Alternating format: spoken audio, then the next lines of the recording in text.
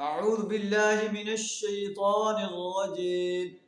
بسم الله الرحمن الرحيم. وقالوا ما لهذا الرسول يأكل الطعام ويمشي في الأسواق لولا أنزل إليه ملك فيكون معه نذيرا. صدق اللہ العظیم.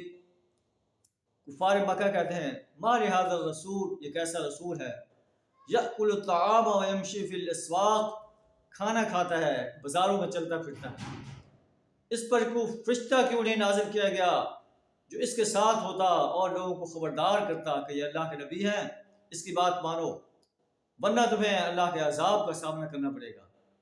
او یلقی الیہ کنز، یا اس کے لیے کچھ خزانہ ہوتا، او تکون لہ جنت یأکل منہا، یا کوئی باغ ہوتا جس سے کھاتا پیتا آسانی سے روزی حاصل کرتا. وقال الظالمون ان تتبعون الا رجلا مسحورا، یہ ظالم لوگ کہتے ہیں کہ تم ایک سحر زدہ انسان کی اتباع کر رہے ہو جس پر جادو کر دیا گیا ہے. یہ باتیں نبی صلی اللہ علیہ وسلم کے بارے میں کہتے تھے، وہ نبی جو ان کی فلاح کا خواہش مند تھا، انہیں جہنم کی آگ سے بچانے کے لیے کوشاں تھا. آپ کے دل پر کیا گزرتی ہوگی. اللہ کو بتایا انظر، اے نبی صلی اللہ علیہ وسلم آپ دیکھیے، کیف ضربوا لک الامثال، یہ آپ کے لیے کیسی مثالیں بیان کرتے ہیں.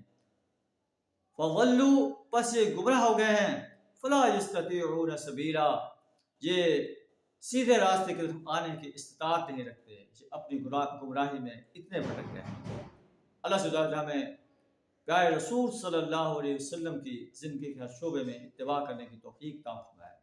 وآخر دعوانا الحمد للہ رب العالمین.